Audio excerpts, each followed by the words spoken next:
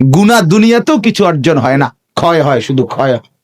জীবন যায়, যৌবন যায়, শরীর যায়, স্বাস্থ্য যায়, শরীরের সামর্থ্য যায়, যৌন শক্তি নষ্ট হয়ে যায়, সব কিছু অকেজ অপদার্থ ধ্বজভঙ্গ হইয়া শেষে হার্বাল কোম্পানির ওষুধ।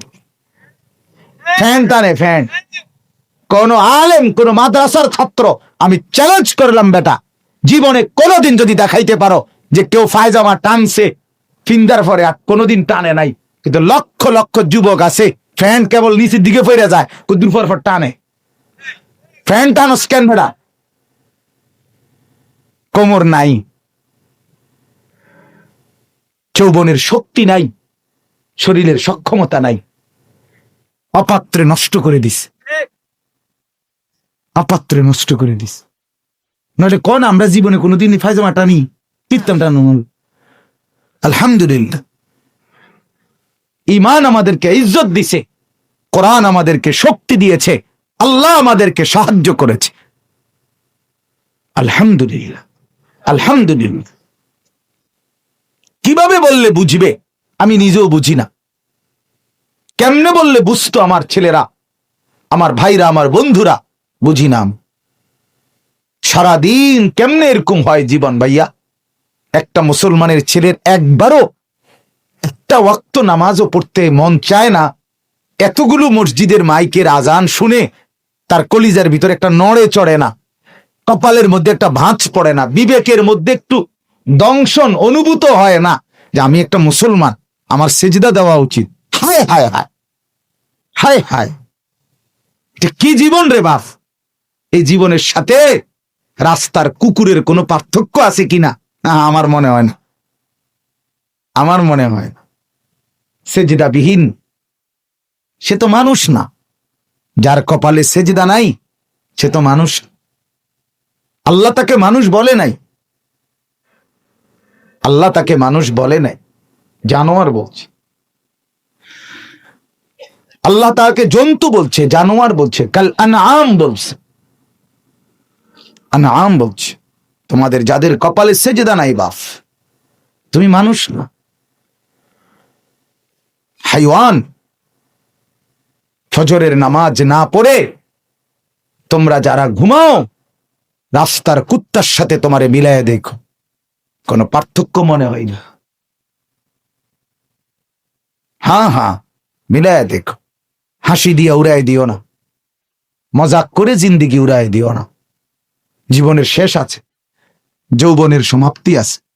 30 বছরে নিশ্চিত 60 বছরে রূপান্তর হবে। হবে কিনা বলেন?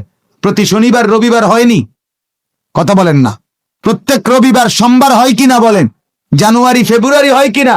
তাহলে তোমার হায়াতেরও শেষ, তোমার যৌবনেরও শেষ আছে, তোমার শক্তি সামর্থ্যেরও শেষ আছে।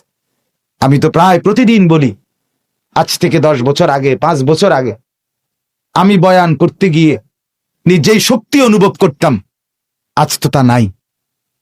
আজ মনে হয় হায়, বয়ান থেকে নাইমা ঠান্ডা ফ্রিজের আমি আস্তা 7 আপের বোতল আর আধা লিটার 1 লিটার খাইতাম, সেই আমি একটা আপেল, 1 পিস আপেল মুখে দিল আমার কাশি উঠে। কোথায় গেল সেই শক্তি? কি বাপ, কোথায় গেল? হারিয়ে গেল। কোথায় সেই যৌবন? আমি তো বুড়া হই নাই এখনো, কিন্তু সেই শক্তি কোথায়? এজন্য দেখতে দেখতে ফুরায় যাম, দেখতে দেখতেই রাত ভোর হয়ে যাবে, দেখতে দেখতেই দিন অন্ধকার হয়ে যাবে। হ্যাঁ, এই শক্তি সামর্থ্য যৌবন, ওই চাচারে বলো, ও চাচাদেরকে বলো, চাচা আপনিও কি সবসময় এমন ছিলেন? বলবে না চাচা, ভাতিজা তোমার মতো আমিও একদিন ছিলাম, তোমার মতো আমিও ছুটতাম, দৌড়াইতাম, ফুর্তি করতাম, হাঁটতাম।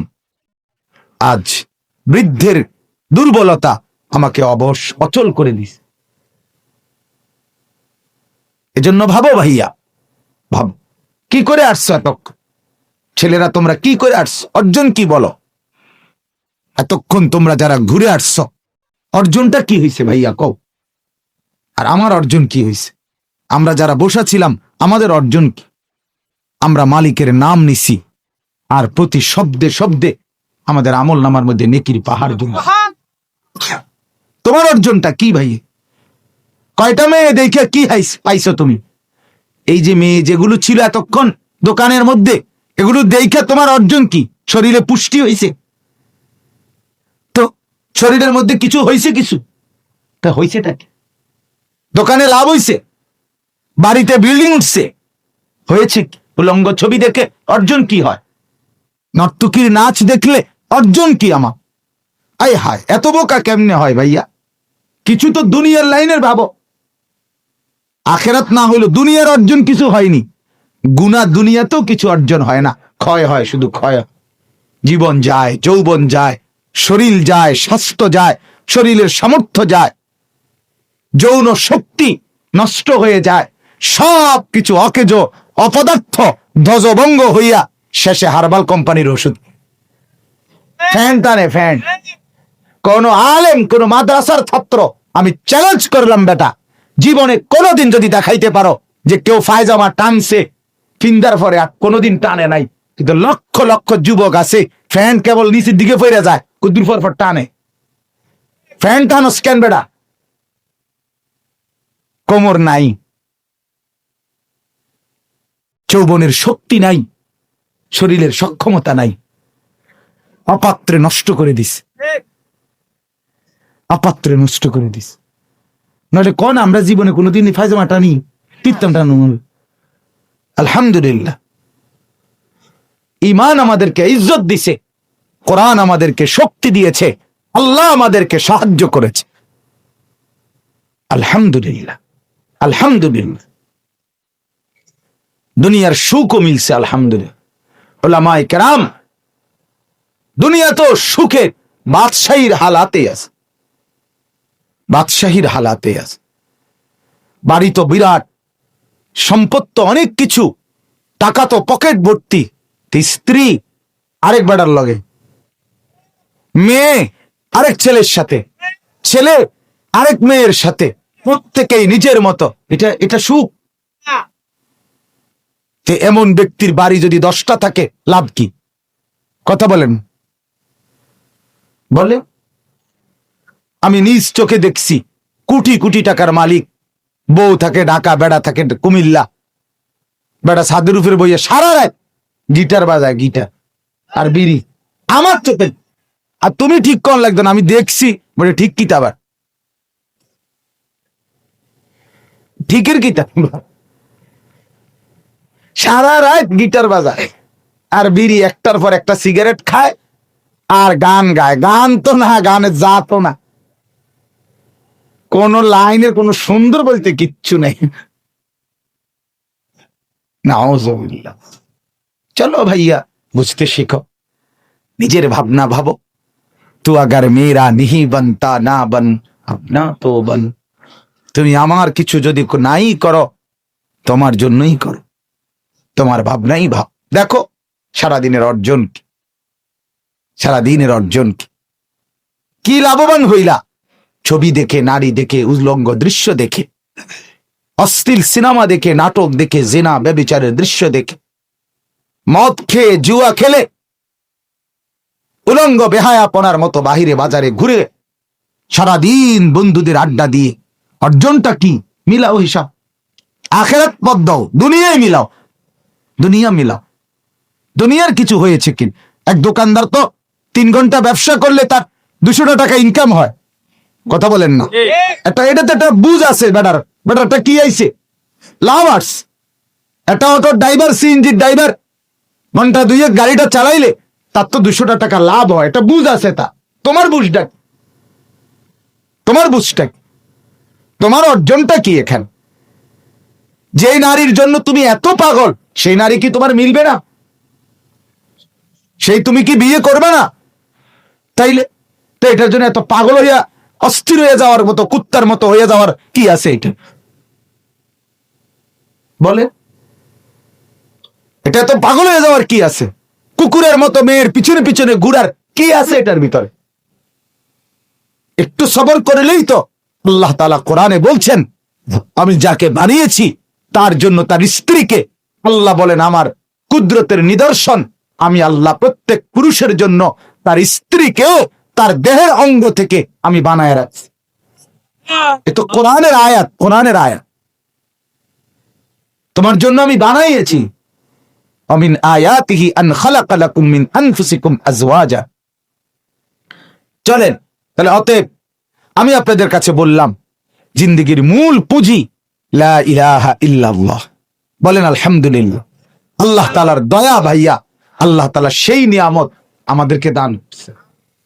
বলেন আলহামদুলিল্লাহ। আমরা বলতে পারি প্রতিদিন, আমরা প্রত্যেকেই বলি যে লা ইলাহা ইল্লাল্লাহ।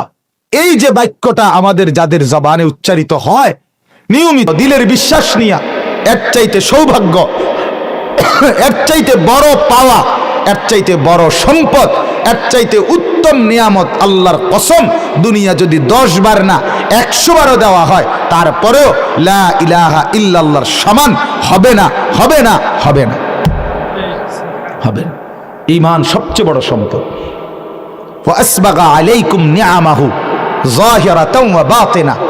আল্লাহ তাআলা কোরআনে বলেন, আমার বান্দাদের উপরে আমি নিয়ামত প্রকাশ্যে এবং গোপনে একদম পূর্ণ করে দিয়েছি, পূর্ণ করে দিয়েছি। এইখানে তাফসীরের মধ্যে লেখছে ইমাম মুজাহিদ বাহিরের মাইক বন্ধ করছেন, বন্ধ করেন মিয়া, বললাম না। ইমাম মুজাহিদ রাহমাতুল্লাহি আলাইহি বললেন যে এই বাক্যের অর্থ হইল কওলু লা ইলাহা ইল্লাল্লাহ। ঈমান আল্লাহ তাআলা যাকে দিবেন সেই একমাত্র বলতে পারে যে আল্লাহ তাকে সব নিয়ামত একবারে কমপ্লিট করে দিয়েছেন। বুঝেন নাই কথাটা? ঈমান পাইছে যে, কালেমা পেয়েছে যে, লা ইলাহা ইল্লাল্লাহর দৌলত যে পাইছে সেই আল্লাহর সমস্ত নিয়ামত পরিপূর্ণ পাইছে। এটা নাই তো সে কিছুই পায় না।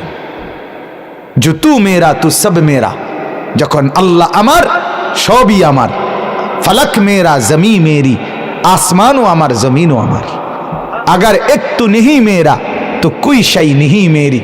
যদি আল্লাহ আমার না হয় তাইলে কিছুই আমার নাই।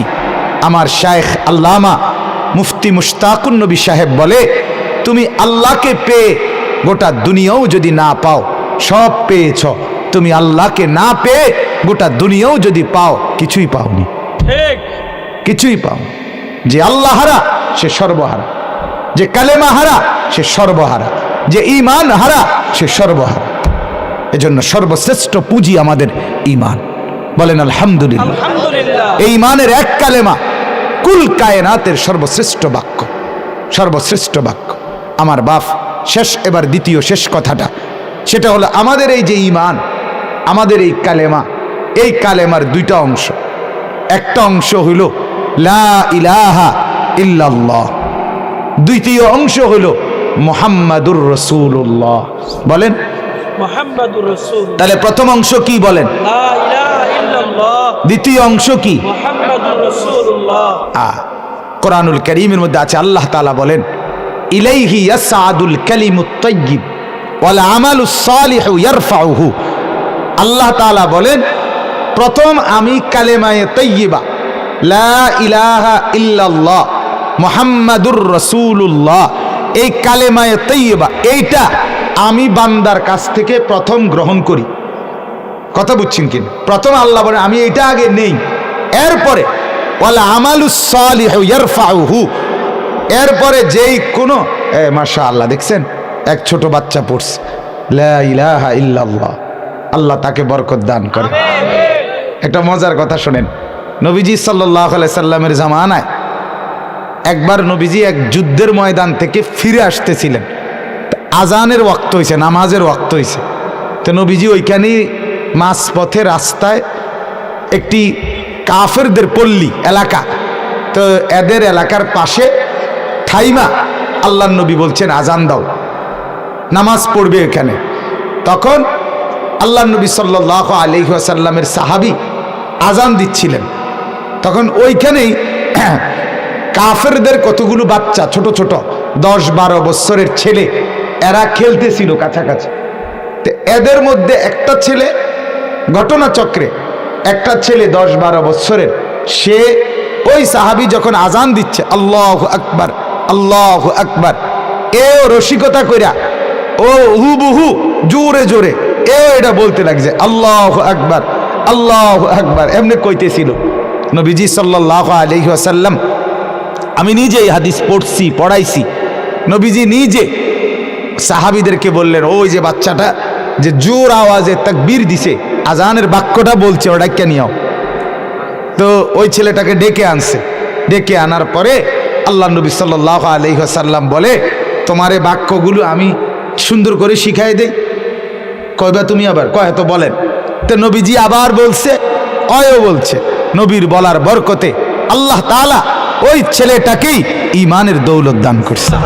ছেলেটা মুসলমান হয়ে গেছে এবং পরবর্তীতে এই ছেলেটাই নবীজির যে কয়েকজন মুয়াজ্জিন ছিল, বেলাল ছাড়াও এই ছেলেটাও একজন নবীজির মুয়াজ্জিন হয়েছে। নবীজির আমলে সে আজান দিত। আবু মাহজুরা রাদিয়াল্লাহু তাআলা আনহু। এই জন্য মনে হলো ওই ছেলের লা ইলাহা ইল্লাল্লাহ শুইনা আল্লাহ তাআলা তো তাকেও ঈমানের এই বাক্য উচ্চারণ করার তৌফিক দান করছে। এত ছোট বাচ্চাকে আল্লাহ তাআলা উচ্চারণ করতে তো সুযোগ দিছে। কত কাফের বেঈমান হায়াতের ৬০ বছর পর্যন্ত কোনোদিন এই বাক্য উচ্চারণ করতে পারলো না। কত পরিমাণ বঞ্চিত সে।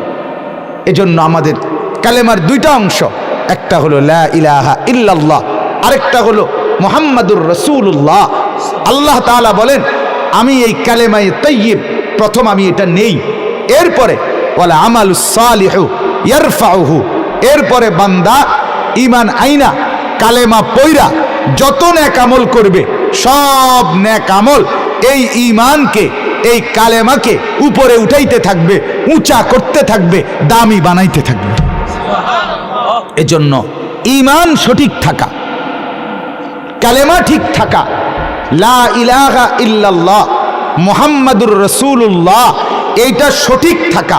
আপনি কালেমা বোঝেন কিনা, ঈমান বোঝেন কিনা, আকীদা বোঝেন কিনা, রাসূলুল্লাহর ব্যাপারে আপনার আকীদা কি হওয়া উচিত, আল্লাহর ব্যাপারে আপনার আকীদা কি হওয়া উচিত, নবীজির মর্যাদা আপনি কি বুঝা উচিত, নবীজির আপনার কাছে চাহিদা কি, আল্লাহ আপনার কাছে চান কি, লা ইলাহা ইল্লাল্লাহ আপনার কাছে কি দাবি করে, মুহাম্মাদুর রাসূলুল্লাহ আপনার কাছে কি দাবি করে, আল্লাহর কসম এটা বুঝা, এটা মানা, এটা জীবনে গ্রহণ করা, এর ভিত্তিতে আপনার সমস্ত নেক আমলের দাম বাড়া। এর ভিত্তিতে আপনার দাম বাড়বে, আমলের দাম বাড়বে। আপনার নামাজ, রোজা, হজ, যাকাত, জিকির, তেলাওয়াত, দান, সাদকা, ঈদ, কোরবানি, ওযু, গোসল, যা কিছু বলেন সব নেক আমলের দাম বাড়বে। সব নেক আমলের মধ্যে নাম্বার যোগ হবে আপনার লা ইলাহা ইল্লাল্লাহ মুহাম্মাদুর রাসূলুল্লাহ, এটা ঠিক কিনা এর ভিত্তিতে। এজন্য ঈমান, আল্লাহর প্রতি তাওহীদ এবং রাসূলুল্লাহর রিসালাত, এটা পূর্ণ বুঝে নাও, খুব জরুরি। আমি এক কথাই শুধু বলি আপনাকে, একটা হলো আমাদের পাকিস্তানের একজন বড় বুজুর্গ আলেম হযরত মাওলানা তারেক জামিল সাহেব দামাত বারাকাতুহুম বলছেন এই কথা, যে লা ইলাহা ইল্লাল্লাহ বান্দার অন্তরে, বান্দার দিলের ভিতরে গভীরভাবে রোপণ হবে, মুহাম্মাদুর রাসূলুল্লাহ ডালপালার মতো বান্দার সারা দেহে ছড়িয়ে পড়বে। এটা হলো মূল দাবি। অন্তরে মজবুত হবে, অন্তরে গাঁড়বে, শেকড়ের মতো আপনার গভীর নিচের দিকে যাবে, দিলের ভেতরে ঢুকবে লা ইলাহা ইল্লাল্লাহ আর মুহাম্মাদুর রাসূলুল্লাহ সারা দেহে আপনার ছড়িয়ে পড়বে। চুল দেখে প্রমাণ হবে এ মুহাম্মাদুর রাসূলুল্লাহর উম্মত, দাড়ি দেখে প্রমাণ হবে এ মুহাম্মাদুর রাসূলুল্লাহর উম্মত, হাঁটা চলা, কথাবার্তা, আচরণ, উচ্চারণ, লেবাস, পোশাক, আহার, নিদ্রা, টয়লেট, বাথরুম, সর্বকিছুতে যে রাসূলুল্লাহর সুন্নতকে মানবে, অনুসরণ করবে, আল্লাহর কসম তাহলেই প্রমাণ হবে আপনি মুহাম্মাদুর রাসূলুল্লাহ মেনেছেন, বুঝেছেন, এই কালেমা গ্রহণ করছেন। কথা বুঝছেন কিনা বলেন? তাইলে লা ইলাহা ইল্লাল্লাহ জমবে কোথায়? দিলে। বলেন না কোথায়? মুহাম্মাদুর রাসূলুল্লাহ প্রকাশিত হবে কোথায়? সারা অঙ্গে। সারা অঙ্গে সারা দেহে আল্লাহ তাআলা এই জন্য দিছেন। কেন মুহাম্মদকে দিছেন সাল্লাল্লাহু আলাইহি ওয়াসাল্লাম? কেন নবীকে দিলেন? কেন নবীকে? আপনি শুধু নবীর নাম উচ্চারণ করবেন আর আপনি নবীর নামে অনুষ্ঠান করবেন, আর আপনি শুধু নবীর নামে জিলাফি খাবেন, আপনি মাঝে মাঝে বিরিয়ানি খাবেন, মাঝে মাঝে খিচুড়ি খাবেন, এরপরে নবীর জায়গায় নবী, আমনের জায়গায় আমনে। এই জন্য মুহাম্মাদুর রাসূলুল্লাহ, এই জন্য কালেমা। আল্লাহর কসম না না না না না না। আপনার মুখে বিড়ি, আপনার মুখে সিগারেট, আপনি মুহাম্মাদুর রাসূলুল্লাহ বোঝেন নাই। আপনার চেহারায় দাড়ি নাই, আপনি মুহাম্মাদুর রাসূলুল্লাহ বোঝেন নাই। আপনি হারাম উপার্জন করেন, সুদ, ঘুষ, মিথ্যা, চুরি, বাটপারি, এর ওজনে কম দেওয়া, আপনি মুহাম্মাদুর রাসূলুল্লাহ বোঝেন নাই। আপনার ঘরে আজকে 30 বছর টেলিভিশন চলে, নাচ গান, নর্তকীর ছবি, আপনার স্ত্রী কন্যা, ছেলে মেয়ে, নাতি নাতনি দেখে, বিশ্বাস করেন আপনি মুহাম্মাদুর রাসূলুল্লাহ চেনেনও নাই, বোঝেনও নাই, মানেনও নাই। আপনি মিথ্যুক, আপনি মিথ্যুক। গায়ের জোরে নবী প্রেমিক দাবি করলে হয় না বাপ, গায়ের জোরে হয় না বাপ। রাসূলুল্লাহর আশেক, নবীর আশেক, আপনি স্পষ্ট করেন আপনি নবীর আশেক না জিলাফির আশেক, আপনি ক্লিয়ার করেন। আপনি আমার দলের দরকার নাই, না না, আপনি আমনের দলে থান, আপনি আমনের তরিকা লইয়াই থাকেন, কোনো অসুবিধা নাই, কিন্তু আপনি স্পষ্ট প্রমাণ করেন বিড়ি মুখে নবীর আশেক কেমনে হয়, আপনি বুঝাই দেন। কথা কোন একজন দাঁড়ায়, এখন কথা বলেন না, বলতে পারবেন একজন যে বিড়ি মুখে যে ব্যক্তি বিড়ি খায়, সিগারেট খায় সারা জীবন, সে নবীর আশেক, এটা কেমনে হবে? কথা বলেন, কিভাবে হবে? সে বুঝাই দেখ, সে তর্কের দরকার কি, কাজ্জার দরকার কি, হ্যাঁ মারামারির দরকার কি, সুন্নি ওয়াহাবির দরকার কি? তুমি নবীর প্রেমিক, বুঝাই দাও। দাড়িবিহীন চেহারা, ক্লিন শেভওয়ালা চেহারা, তুমি রসুলের প্রেমিক, এটা কোন যুক্তিতে আপনি বলেন? 30 বছরে আপনার জীবনে মেসওয়াক আপনার কপালে জোটে না, আপনি মেসওয়াক করেন না, আপনি রসুল প্রেমিক কিভাবে? কিভাবে বলেন? কিভাবে বলেন? বুঝতে শিখেন, অতএব বুঝতে শিখেন, আল্লাহকে ঠিকভাবে চেনেন, রাসূলুল্লাহ সাল্লাল্লাহু আলাইহি ওয়াসাল্লামকে অনুসরণের মাধ্যমে, ইত্তেবার মাধ্যমে মহব্বত করেন, তাইলে কালেমার হক আদায় হবে, তাইলে ঈমানের হক আদায় হবে। ঈমান কিন্তু দুইটা। ঈমান কয়টা? আল্লাহকে মেনে নেওয়া, রাসূলুল্লাহকে মেনে নেওয়া। দুটোটাই ঈমান কিনা বলেন না? দুটোটাই ঈমান, দুটোটাই। অতএব আল্লাহকে মানবেন আল্লাহ তাআলা যেভাবে বলেছেন, রাসূলুল্লাহকে মানবেন রাসূলুল্লাহ যেভাবে বলেছেন। আল্লাহ নবী সাল্লাল্লাহু আলাইহি ওয়াসাল্লাম বলেন, যে ব্যক্তি আমার সুন্নতের অনুসরণ করে সেই আমাকে ভালোবাসে। এত এত পরিষ্কার বলার পর, মান আহাব্বা সুন্নতি ফাকাদ আহাব্বানি, এভাবে বলার পরেও আমনে যদি বুঝে না আসে, কেন বুঝে আসবে না কেন? অতএব আমার কথা শেষ, দয়া করে আজকে যেই বাক্য আমি পড়লাম, লা ইলাহা ইল্লাল্লাহ, এটাই আমাদের মূল পুঁজি, ঠিক কিনা বলেন না? অতএব সর্বাত্মক চেষ্টা করা, আমার ঈমান যেন ছুটে না যায়।